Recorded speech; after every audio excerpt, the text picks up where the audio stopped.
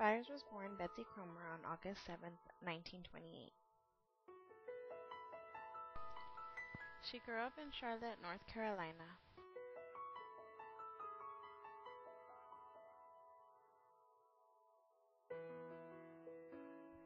Her parents, George Guy and Nan Cromer, were well-educated and avid readers.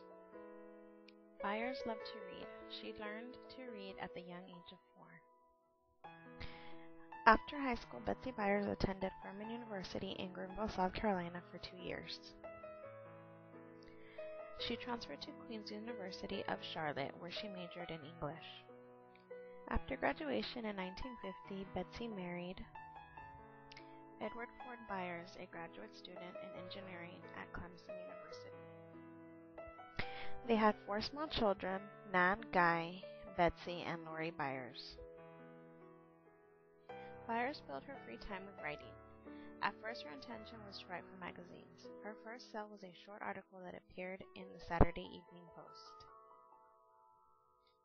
It wasn't until years later that she launched a career as a young adult novelist. Her first book, entitled Clementine, was published in 1962.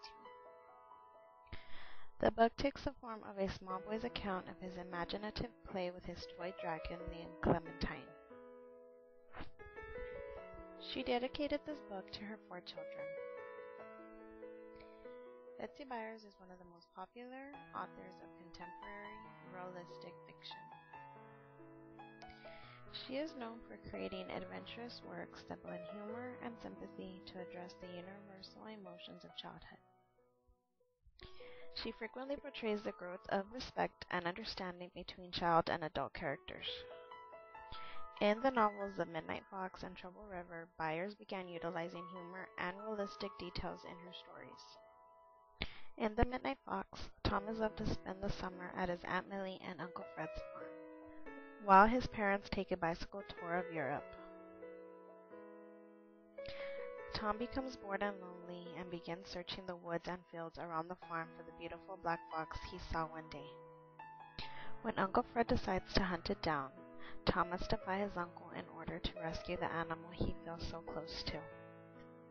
While many of Byars' books were based on original ideas, other stories were based on incidents involving her family and friends. In 1970, Byars drew on some of these everyday experiences in order to write one of her most personal books, The Summer of the Swans. The book won the Newbery Medal in 1971. In this work, Sarah, an unhappy adolescent, takes her mentally challenged younger brother Charlie to see 6 swans that have alighted on a lake near their home. Charlie is mesmerized by the birds and goes in search of them on his own late one night and quickly becomes lost. Sarah's agonized search for her brother changes her perspective on many of the things that had been making her unhappy. Byars related how the book came about. She was asked to join a volunteer program to tutor some mentally handicapped children. The novel came out of this experience, although the character Charlie is not one of the children she tutored.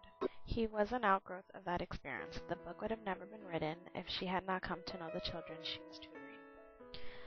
The Pimbles is another one of Byars' most highly acclaimed works. The Pimbles of the story, Charlie, Harvey, and Thomas J., have come to live one summer with the same foster parents. Together they help each other come to feel that they are not merely Pimbles but have some control of their lives.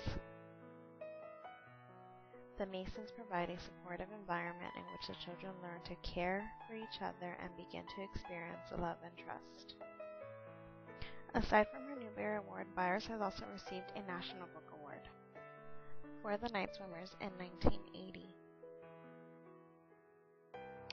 which is a novel about a father who is pursuing his singing career and leaving his oldest daughter, Rita, the responsibility of watching over her 2 younger brothers until their family situation collapses. Byars also won an Edgar Award in 1982 for her novel Wanted, Mud Blossom.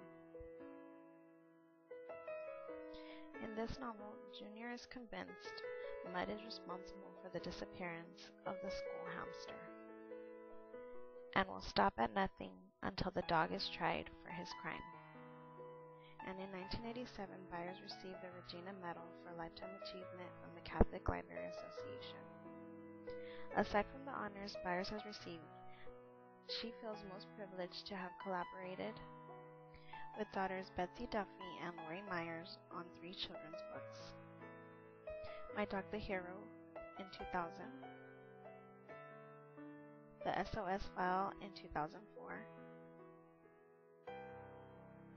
and their last book, Dog Diaries, which was published in 2007, and are currently working on their 4th book together. Betsy and her husband Ed currently live in an airstrip in Seneca, South Carolina, where they spend their free time flying in their plane, which is housed in a hangar located on the bottom floor of their home. Betsy Byars has written over 60 books for young children and continues to be an inspiration to other authors and to children's literature.